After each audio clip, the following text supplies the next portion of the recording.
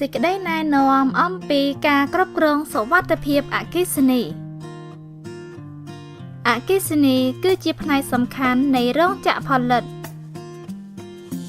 ហើយពេលខ្លះយើងងាយនឹងភ្លេចថាអគ្គិសនីអាចមានគ្រោះថ្នាក់កម្រិតណាខណៈដែលអគ្គិសនីមានប្រយោជន៍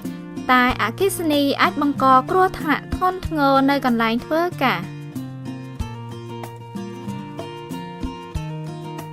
អគ្គិសនីអាចបង្កជាការឆក់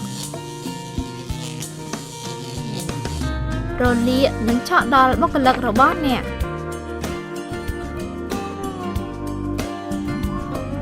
ឧបករណ៍អគ្គិសនីមិនប្រក្រតីអាចនាំឲ្យមានអគ្គិភ័យនិងការផ្ទុះ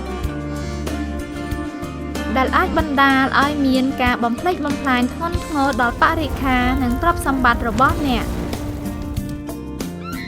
នៅពេលដែលមានការខ្វះខាតក្នុងការគ្រប់គ្រងសុវត្ថិភាពអគ្គិសនីនៅក្នុងរោងចក្ររបស់អ្នកបង្កជាហានិភ័យនៃការរងរបួសនិងគ្រោះថ្នាក់បាត់បង់ជីវិតដល់កម្មករនៅពេលដែលកម្មករត្រូវសុំច្បាប់អវត្តមានដើម្បីជាសះស្បើយពីរបួសអ្នកខាតបង់ពេលផលិតកម្មអ្នកក៏នឹងត្រូវបង់ថ្លៃចំណាយវេជ្ជសាស្ត្រនិងសំណងផ្សេងទៀតផងដែរឧបដិហេតុទាំងនេះនឹងបំផ្លាញកេរ្តិ៍ឈ្មោះរបស់អ្នកនៅក្នុងសហគមន៍និងជាមួយអតិថិជនរបស់អ្នកទោះជាយ៉ាងនេះក្តីសោកនាដកម្មទាំងនេះអាចបញ្ជាបានយ៉ាងងាយដោយអនុវត្តតាមនីតិវិធីសុវត្ថិភាពនិងប្រាកដថាឧបករណ៍និងសម្ភារៈទាំងអស់ដំណើរការជាប្រក្រតីដើម្បីអាចរក្សាបានបរិយាកាសការងារដែលមានសុវត្ថិភាពសម្រាប់បុគ្គលិកគ្រប់គ្នាវាតម្លៃគន្លឹះក្នុងការយល់ពីហានិភ័យអគ្គិសនីគឺការវាយតម្លៃគ្រោះថ្នាក់នៅក្នុងរោងចក្ររបស់អ្នកជាទូទៅឧបដិហេតុអគ្គិសនីបណ្ដាលមកពីកត្តា3យ៉ាងឧបករណ៍ឬការដំឡើងមិនមានសុវត្ថិភាពកន្លែងធ្វើការមិនមានសុវត្ថិភាពបង្កឡើងដោយបរិស្ថានប្រតិបត្តិការដែលអាចឧទាហរណ៍មានសភាពហុយឬសើមក៏ដូចជាការអនុវត្តការងារមិនប្រកបដោយសុវត្ថិភាពគណៈកម្មការសុខភាពនិងសុវត្ថិភាពបរិស្ថាន EHS ត្រូវបានបង្កើតឡើងដើម្បីវាយតម្លៃគ្រោះថ្នាក់អគ្គិសនីនៅកន្លែងធ្វើការសមាជិកត្រូវរួមមានថ្នាក់គ្រប់គ្រងកម្មករនិងអ្នកគ្រប់គ្រងអគ្គិសនីព្រមទាំងមន្ត្រីសុវត្ថិភាពដែលមានការទទួលស្គាល់ផងដែរដោយដែលតម្រូវដោយច្បាប់ប្រទេសគ្រោះថ្នាក់អគ្គិសនីភាគច្រើនអាចសម្គាល់ឃើញយ៉ាងងាយស្រួលដោយគ្រាន់តែផ្ដោតការយកចិត្តទុកដាក់លើខ្សែភ្លើងមិនសមស្របការតភ្ជាប់អគ្គិសនីរលុងផ្នែកមានចរន្តអគ្គិសនីលេចចេញមកក្រៅខ្សែភ្លើងមានអ៊ីសូឡង់ខ្សោយប្រព័ន្ធនិងសម្ភារៈអគ្គិសនីដែលមិនភ្ជាប់ម៉ាស់សៀគ្វីហួសបន្ទុកការប្រើប្រាស់ខ្សែតច្នៃដោយខ្លួនឯងឧបករណ៍ថាមពលខូចកង្វះខាតឧបករណ៍ការពារខ្លួន PPE ដូចជាស្បែកជើងនិងស្រោមដៃអ៊ីសូឡង់ខ្សែថាមពលនៅលើក្បាលកន្លែងធ្វើការសើមនិងកម្មករដែលប្រើប្រាស់ខ្សែភ្លើងដើម្បីផ្លាស់ទីឬទាញឧបករណ៍ហើយនឹងមិនពិនិត្យមើលថាតើបានបិទថាមពលមុនពេលធ្វើការជួសជុលឬទេសកម្មភាពទាំងនេះកើតឡើងជាធម្មតានៅក្នុងរោងចក្រផលិតអ្នកក៏ត្រូវដឹងផងដែរអំពីសញ្ញាព្រមានដែលផ្ដល់ជាសញ្ញាគ្រោះថ្នាក់អគ្គិសនី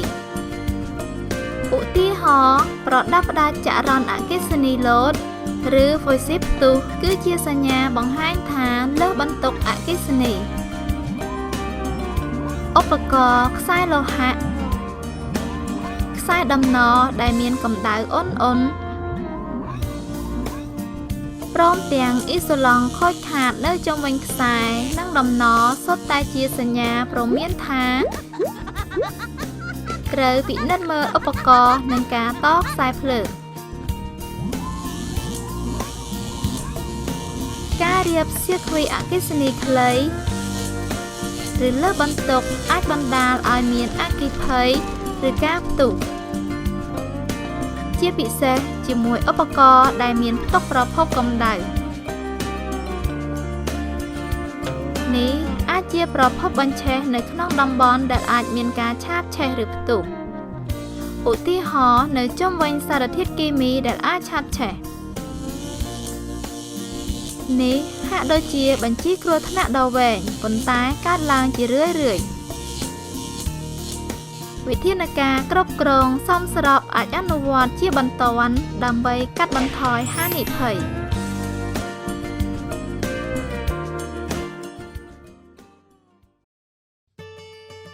គ្រប់គ្រង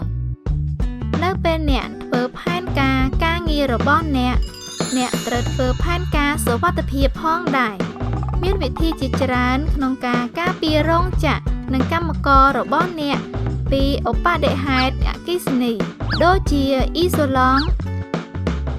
ការការពារផ្នែកមានចរន្តការភ្ជាប់ម៉ាស់ត្រឹមត្រូវការប្រើប្រាស់ឧបករណ៍ការពារអគ្គិសនីដូចជាសៀគ្វីការពារពេលឆ្លងម៉ាស់ GFCI Voicip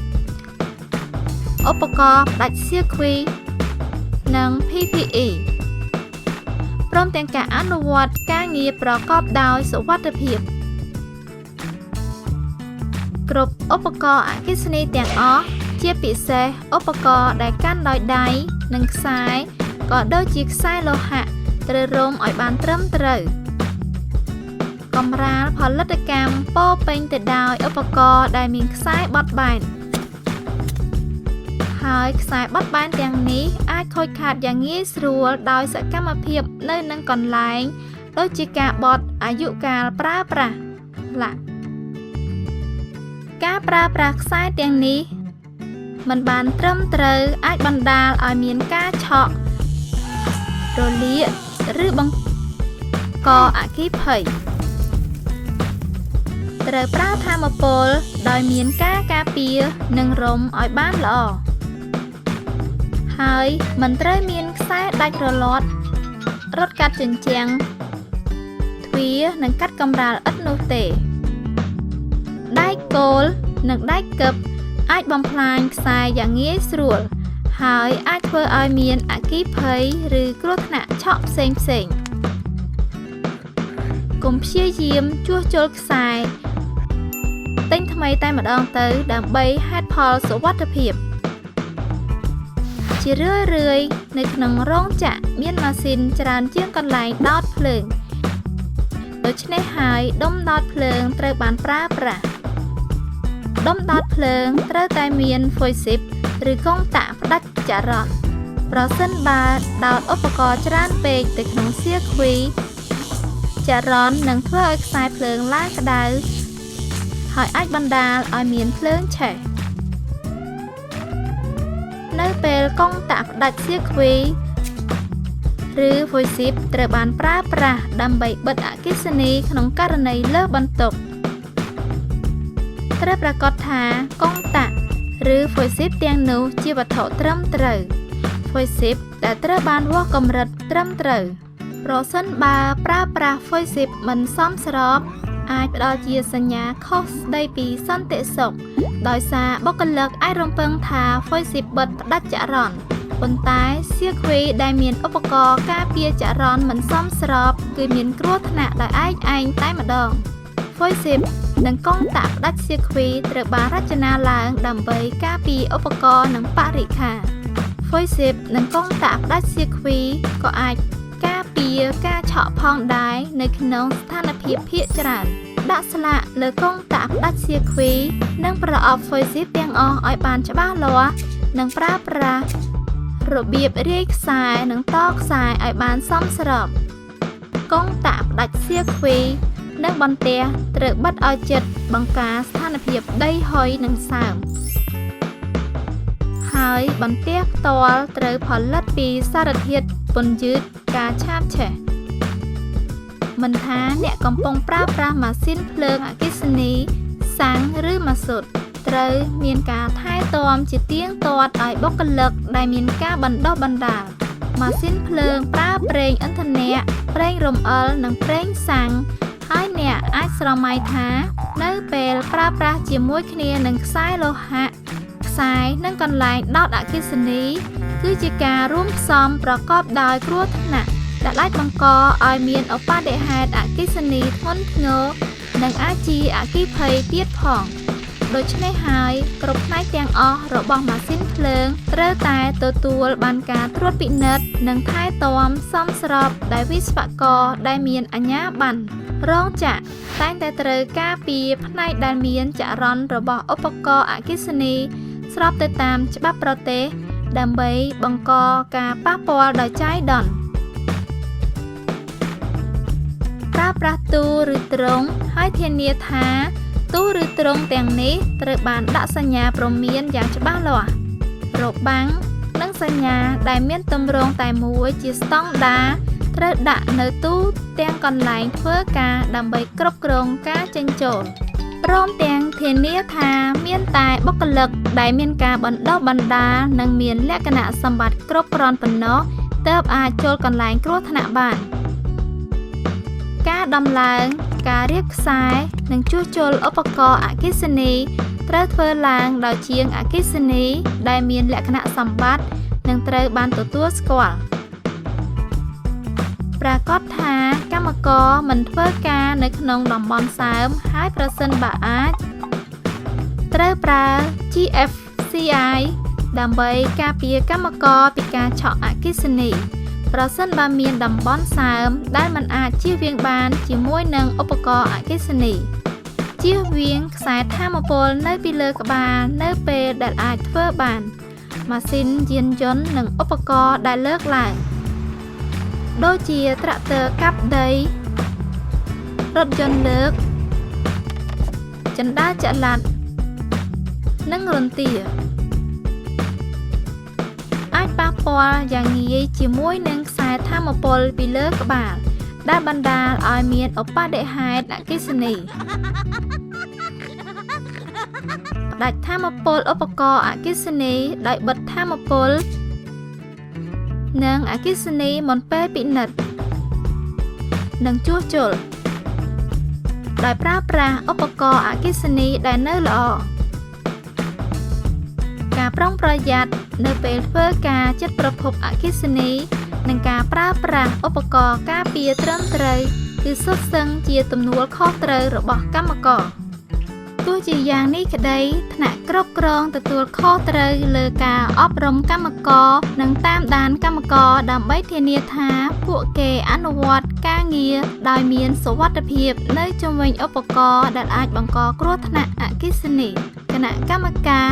EHS របស់រោងចក្រត្រូវពិនិត្យមើលផងដែរថាឧបករណ៍ទាំងអស់មិនមានការខូចខាត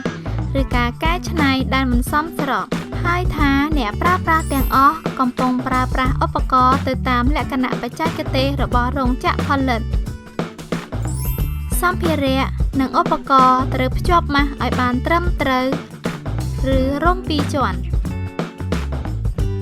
គណៈកម្មការទទួលខុសត្រូវលើការវាយតម្លៃហានិភ័យអគ្គិសនី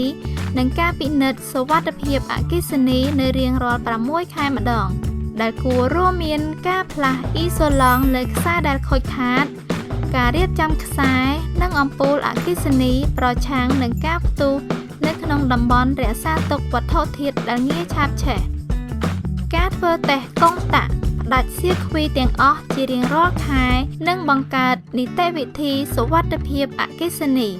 ការអនុវត្តថែទាំបង្ការដោយបុគ្គលិកដែលមានលក្ខណៈសម្បត្តិមិនត្រឹមតែសន្សំសំចៃថវិការបស់អ្នកពីថ្លៃចំណាយឧបទ្ទហេតុដែលអាចជៀសវាងបានប៉ុណ្ណោះទេប៉ុន្តែថែមទាំងបង្កើតជាវប្បធម៌សុវត្ថិភាពនៅក្នុងរោងចក្ររបស់អ្នកផងដែរសំខាន់បំផុតនោះគឺកម្មករត្រូវទទួលបានការបណ្ដុះបណ្ដាលស្ដីពីគ្រោះថ្នាក់អគ្គិសនីនិងការអនុវត្តការងារប្រកបដោយសុវត្ថិភាពមុនពេលចាត់តាំងការងារសម្រាប់ពួកគេកម្មករគឺជាផ្នែកត្រចៀករបស់អ្នកលើបញ្ហាសុវត្ថិភាពអគ្គិសនីនៅក្នុងរោងចក្ររបស់អ្នកបណ្ដុះបណ្ដាលកម្មករអំពីរបៀបត្រួតពិនិត្យដោយប្រើភ្នែកនិងអ្នកដែលត្រូវរាយការណ៍ទៅនៅពេលដែលគេឃើញមានឧបទ្ទហេតុអគ្គិសនីកើតឡើងនិងហេតុការណ៍ដែលជិតបង្កគ្រោះថ្នាក់ទាំងនេះគឺជាជំហានងាយស្រួលដែលអាចមានឥទ្ធិពលធំដុំដើម្បីទទួលបានសេចក្តីណែនាំលម្អិតបន្ថែមស្តីពីសុវត្ថិភាពអគ្គិសនីសូមមើលសៀវភៅណែនាំសម្រាប់អនុវត្តតាមរបស់អ្នកផ្គត់ផ្គង់ Lee and Fong